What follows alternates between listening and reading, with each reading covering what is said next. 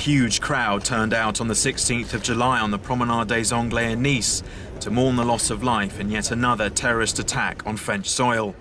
Once again targeted by ISIL extremists, the French felt compelled to show their sorrow for the victims and their families, as well as anger and a determination not to be cowed by the terrorists.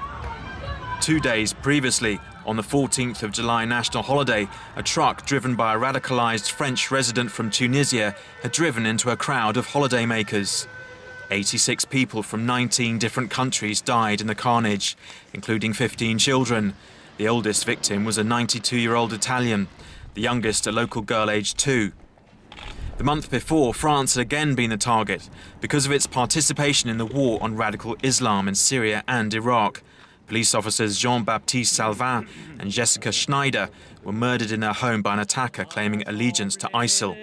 In August, an even more shocking attack took place when priest Jacques Hamel had his throat cut in front of his congregation during Mass in his church in Saint-Étienne-de-Rouvray.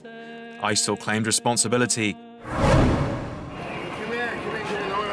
ISIL also struck at Belgium with twin attacks on March 22nd.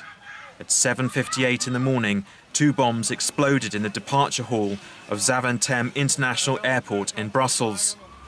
An hour later, another explosion ripped through a subway train at Moelbeek metro station. In all, 32 people were killed, along with 3 terrorists. The airport suicide bombers were rapidly identified, thanks to CCTV footage. But one, the man wearing a hat, either got cold feet or his device failed. He abandoned his bomb and quietly left the airport. He would only be identified later after being arrested on April the 8th, when he admitted he was Mohamed Abrini, one of the suspected masterminds behind the 2015 Paris attacks.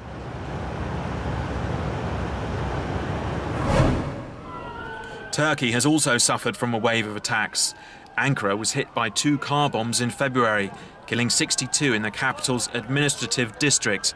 The bombs were claimed by an offshoot of the insurgent Kurdish PKK group.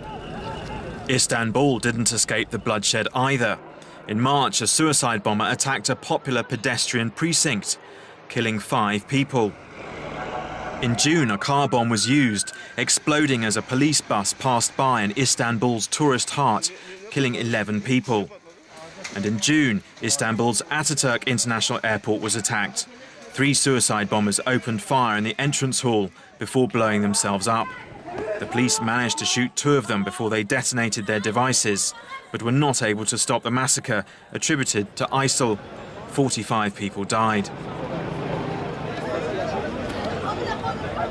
And on December the 10th, 2 bombs targeting the police exploded in quick succession near the Beşiktaş football stadium in Istanbul, 2 hours after a match.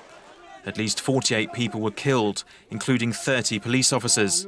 The bombs were claimed by a Kurdish insurgent group, which praised 2 suicide bombers in a communique. Germans will remember July 2016 for a long time. On the 18th, a young Afghan refugee injured 4 tourists from Hong Kong on a train with an axe before injuring another person.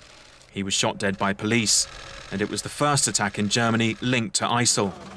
A few days later in Ansbach, a Syrian migrant who had had his asylum request turned down blew himself up outside a music festival to which he had been refused entry. 12 people were injured. Then on December 19th, a truck careened through a packed Christmas market, killing 12 people and injuring 48, 18 of them seriously. The method of the attack, using a truck to kill and maim pedestrians, was eerily similar to the Nice tragedy in July, as was the Tunisian nationality of the suspect. Grief was mixed with anger and then questions, many of which remain unanswered as forensic officers picked their way through the debris. There was also a sense of defiance. "We are not even afraid," said one message. But 2016 was also notable for the capture in Belgium of Salah Abdeslam in March. He was accused of taking part in the 2015 Paris attacks and was extradited the following month to face trial in France.